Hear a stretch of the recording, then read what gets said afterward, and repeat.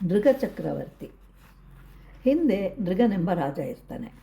ಅವನು ಸತ್ಯಸಂಧನು ಮತ್ತು ಆಚಾರ ವಿಚಾರಗಳಿಂದ ಪರಿಶುದ್ಧನೂ ಆಗಿರ್ತಾನೆ. ಒಂದು ಸಲ ರಾಜ ಸುವರ್ಣದ ಆಭರಣಗಳಿಂದ ಅಲಂಕಾರವಾದ ಕರುಗಳೊಡನೆ ಇರುವ 1,000,000 ಗೋವುಗಳನ್ನು ಪುಷ್ಕರ ತೀರ್ಥದಲ್ಲಿ ಬ್ರಾಹ್ಮಣರಿಗೆ ದಾನ ಮಾಡ್ತಾನೆ. ಆ ಸಮಯದಲ್ಲಿ ಅಗ್ನಿಹೋತ್ರಿಯಾದ ಉಂಚ ವೃತ್ತಿಯ ಬ್ರಾಹ್ಮಣನಿಗೆ ಸೇರಿದ ಕರುವಿನಿಂದ ಕೂಡಿದ್ದ ಒಂದು ಹಸುವು ನೃಗನ ಮಾಡಿದ ದಾನದಲ್ಲಿ ಸೇರಿಕೊಂಡಿರುತ್ತೆ. ಅದು ಬೇರೆಯವ್ರದ್ದು ಅಂತ ತಿಳಿಯದೆ ನೃಗನು ಆ ಹಸುವನ್ನು ಕರುವಿನೊಂದಿಗೆ ಒಬ್ಬ ಬ್ರಾಹ್ಮಣನಿಗೆ ದಾನವಾಗಿ ಕೊಟ್ಬಿಡ್ತಾನೆ. ಆದರೆ ಹಸುವನ್ನು ಕಳೆದುಕೊಂಡ ಆ ಬ್ರಾಹ್ಮಣನು ಹಸಿವಿನಿಂದ ಬಳಲುತ್ತಾ ತಪ್ಪಿಸಿಕೊಂಡಿರುವ ತನ್ನ ಹಸುವನ್ನು ಎಲ್ಲ ರಾಷ್ಟ್ರಗಳಲ್ಲಿಯೂ ಹಲವು ವರ್ಷಗಳವರೆಗೆ ಹುಡುಕಾಡ್ತಾನೆ. ಆದರೆ ಎಲ್ಲಿಯೂ ಅವನ ಹಸುವು ಸಿಗಲಿಲ್ಲ. ಹೀಗೆ ಹುಡುಕಾಟ ಸಾಗ್ತಾ ಇತ್ತು.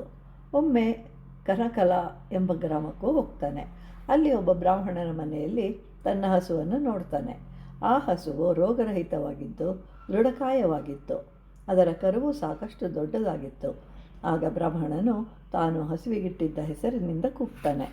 ಆ ಧ್ವನಿಯನ್ನು ಹಸುವು ಕೇಳಿಸ್ಕೊಳ್ಳುತ್ತೆ. ಹಸುವಿನಿಂದ ಬಳಲಿದ್ದ ಆ ಬ್ರಾಹ್ಮಣನ ಧ್ವನಿಯನ್ನು ಕೇಳ್ತಾ ಇದ್ದಂತೆ ಹಸುವಿಗೆ ಆ ಧ್ವನಿಯು ಯಾರದು ಅಂತ ಗೊತ್ತಾಗುತ್ತೆ. ಕೂಡಲೇ ಆ ಹಸು ತನ್ನ ಆಶ್ರಮದ ಕಡೆಗೆ ಹೋಗ್ತಾ ಇದ್ದ ಯಜ್ಞೇಶ್ವರನಂತೆ ತೇಜಸ್ಸಿನಿಂದ ಕೂಡಿದ್ದ ಬ್ರಾಹ್ಮಣನನ್ನು ಅನುಸರಿಸಿ ಹೊರಟುತ್ತೆ. ರಾಜನಿಂದ ದಾನವಾಗಿ ಪಡೆದು ಆ ಹಸುವನ್ನು ಅಲ್ಲಿಯವರೆಗೂ ರಕ್ಷಿಸುತ್ತಿದ್ದ ಆ ಬ್ರಾಹ್ಮಣನು ಅದರ ಹಿಂದೆಯೇ ಹೋಗ್ತಾನೆ. ನಂತರ ಅಗ್ನಿಹೋತ್ರಿ ಬ್ರಾಹ್ಮಣನನ್ನು ಕೇಳ್ತಾನೆ.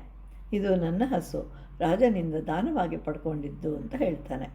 ಅವರಿಬ್ಬರು ಮಹಾನ್ ವಿದ್ವಾಂಸರಾಗಿರ್ತಾರೆ. ಇಬ್ಬರು ಬಹಳ ಹೊತ್ತಿನವರೆಗೂ ವಾದ ವಿವಾದಗಳನ್ನು ಮಾಡಿಕೊಳ್ತಾರೆ. ಆದರೆ ಪರಿಹಾರ ಸಿಗಲಿಲ್ಲ. ಕೊನೆಗೆ ರಾಜನ ಬಳಿಗೆ ಬರ್ತಾರೆ. ಆದರೆ ಹಲವಾರು ಹಗಲು ರಾತ್ರಿಗಳನ್ನು ಕಳೆದರೂ ಅವರಿಗೆ ರಾಜನ ದರ್ಶನ ಆಗಲಿಲ್ಲ. ಆದ್ದರಿಂದ ನ್ಯಾಯವೂ ಸಿಗಲಿಲ್ಲ. ಇಬ್ಬರಿಗೂ ತುಂಬ ಕೋಪ ಬಂತು. ಮಹಾತ್ಮರಾಗಿದ್ದ, ಆಯಾಸಗೊಂಡಿದ್ದ ಹಾಗೂ ಶುದ್ಧರಾಗಿದ್ದ ಬ್ರಾಹ್ಮಣ ಶ್ರೇಷ್ಠರಿಬ್ಬರು ರಾಜನಿಗೆ ಶಾಪವನ್ನು ಕೊಟ್ಬಿಡ್ತಾರೆ. ನ್ಯಾಯಕ್ಕಾಗಿ ನಿನ್ನ ಬಳಿಗೆ ಬಂದೆವು, ಆದರೆ ನೀನು ದರ್ಶನವನ್ನೇ ಕೊಡಲಿಲ್ಲ. ಆದ್ದರಿಂದ ಸಕಲ ಪ್ರಾಣಿಗಳಿಗೂ ಕಾಣಿಸದಂತೆ ಅವಿತುಕೊಳ್ಳುವ ಸ್ವಭಾವವುಳ್ಳ ಗೋಸುಂಬೆಯಾಗು. ಆ ಪ್ರಾಣಿಯ ಜನ್ಮವನ್ನು ತಾಳಿ ಹಲವಾರು ಸಾವಿರ ವರ್ಷಗಳ ತನಕ ಬಿಲದಲ್ಲಿಯೇ ಜೀವಿಸಬೇಕಾಗತ್ತೆ.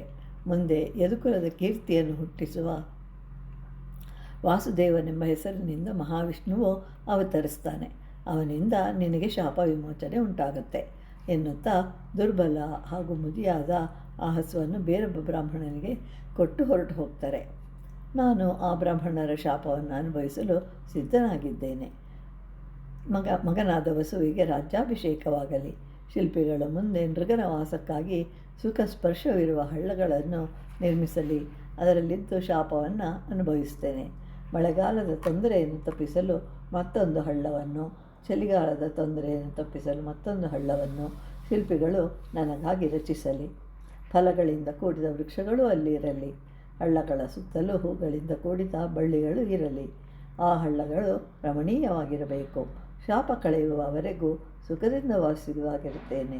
ಆ ಹಳ್ಳಕ್ಕೆ 1.5 ಯೋಜನದಷ್ಟು ಸುತ್ತಳತೆಯ ಪ್ರದೇಶದಲ್ಲಿ ಸುಗಂಧಿತವಾದ ಹೂಗಳಿಂದ ಕೂಡಿ ಪ್ರತಿದಿನವೂ ಹರಡಲಿ ಅಂತ ಹೇಳಿ ಮೃಗರಾಜ ಆದೇಶವನ್ನು ಹೊರಡಿಸ್ತಾನೆ. ಮಗನಿಗೆ ಧರ್ಮಪರಾಯಣನಾಗಿರು ಅಂತ ಹೇಳಿ ಉಪದೇಶ ಮಾಡ್ತಾನೆ. ಹಿಂದಿನ ಜನ್ಮದಲ್ಲಿ ಮಾಡಿದ ಕರ್ಮಗಳಿಗೆ ಅನುಸಾರವಾಗಿ ಯಾವುದು ಲಭಿಸಬೇಕೋ ಅದೇ ಲಭಿಸುತ್ತದೆ ಅಂತ ಹೇಳಿ ಬ್ರಾಹ್ಮಣರ ಶಾಪವನ್ನು ಅನುಭವಿಸಲು ಆರಂಭಿಸ್ತಾನೆ.